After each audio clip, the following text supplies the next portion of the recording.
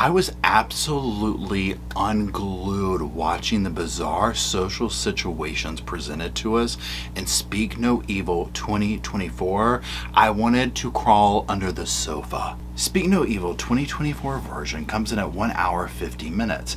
It's billed as a psychological drama, a psychological horror and thriller, a drama, a horror, a thriller. It's all those things, right? Now the little IMDB tagline says, a family is invited to spend a whole weekend in a lonely home in the countryside, but as the weekend progresses they realize that a dark side lies within the family who invited them. Directed by James Watkins, and writers were James Watkins, Christian Taldrup, and Mads Taldrup. Okay, so it's no secret, this is a remake of Speak No Evil 2022. This is what a lot of people are calling the American version of it. Okay, I will do a separate video that is going to have like just a discussion of all the things that go in, so don't watch it if you don't want spoiler alerts. This will not have any spoiler alerts to it. But let's dive in a little bit more to the storyline of this film. So in this film we see an American couple. They have gone on vacation and they meet another couple. Now they hit it off, this is all great, this is fun dandy, and so they each go back home. And the British couple is like, they write them a little postcard and they're like, hey, we really enjoyed hanging out with you. You know, we'd love for you to bring your daughter, come hang out with us and our son in the countryside at our farmhouse, if you will. And so they do that. They go over there, and this is where you begin to see some massive, awkward social situations, okay? And it comes unglued from there. Now, let's talk very quickly about some of the things that make this movie work, and let's talk about the setting. So most of this takes place in the British couple's farmhouse, I guess you would call it. I'm not sure what you would call that. To me, it's a massive home. It's a nice home, but it's very relaxed. It's very country. It's not fancy.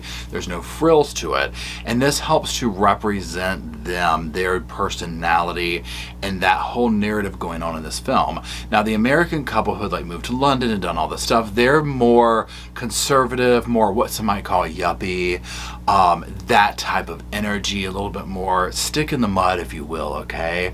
More brand name, those kind of people. There's many things going on there, but that works for this film because there's a social commentary going on beneath the surface of this film, which is one thing that makes it work. It's not just a surface level thriller shocker kind of a film. So like I said, the setting works in that way. Now as far as performances goes, actors, actresses, kids, the whole 9 yards, amazing. They are all excellent in this. A game is brought to this, and it needs to be to pull off the overall effect of the film. Now one of the commentaries that goes on in this is social norms, politeness, rudeness, crassness, what's okay for one person is not okay for others, and what lies on the surface isn't always representative of what lies beneath that surface, okay? And I don't want to go into too many details of it, but just suffice it to say, situations go on in this that make you say, oh my God, what would I do in this?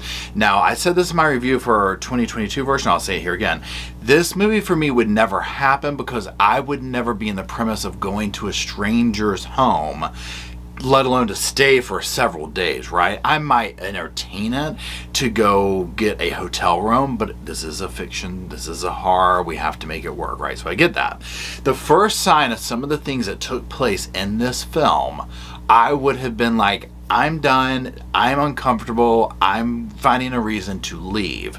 Now, even though I'm going to do a review where I compare the both of them, I will say if you have seen 2022 but not this one yet, some of the things that were issues in the 2022 version, which were some decision making by the characters, and aka the writers essentially, were kind of like, huh? They've ironed those out a little bit in this. Now here's for me a couple of things that I'm like about this one. First of all, the movie takes a different trajectory at one point. So if you're doing a comparison, just know it will take a trajectory at one point. Now depending on what you're into and what you're not into, this is either good or bad, okay? They're two very different versions of the film, right? I would say one lends itself towards an Americanized version and one lends itself more towards foreign, independent film, that type thing. And I'll just kind of put it there. The overall commentary that is being told in this film really works for me because it does, like I say, make you look at what your own social norms are, what is acceptable to you, and what you are willing to put up with, and boundaries and things of this nature. You know, and in this day and age where we live in a world where there's kind of just boundaryless, however you say that word, you know, with the internet and this and that, it really does this good job at making you feel the claustrophobia of the couple in this film. And what do we do? How do we proceed? How do we get out of that? And that adds to the overall eeriness and creepiness of this film. What this film does very well also is it, like I said, it has this overall tone and undertone of dread. You obviously know something bad's going to happen because that's why we watched it, right? Especially knowing if you've already seen the other one, like, okay, well, how are they going to do this? Whatever, right? You know something bad's going to happen. You're waiting for it.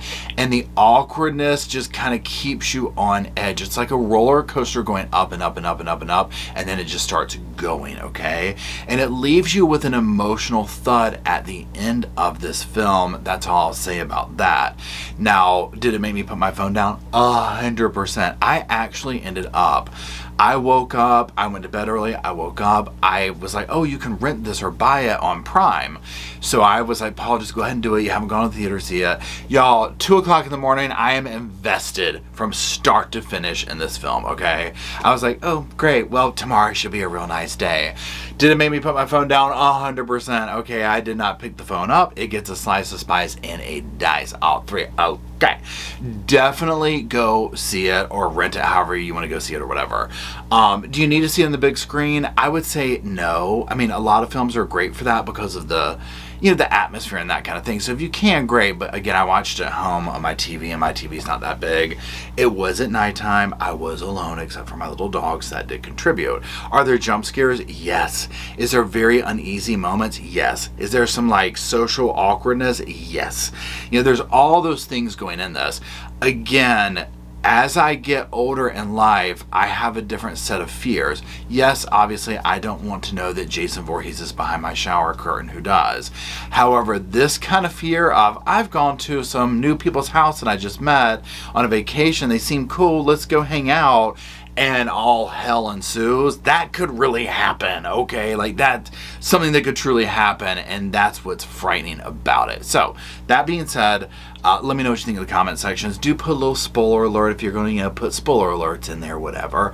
I'm going to do a video that's also comparing the two and just a full-on conversation about it. So if you have seen both of them and you want to talk freely or hear my true, like, this is what I think about each specific thing in the film, then stay tuned for that. So that's it. I do appreciate it.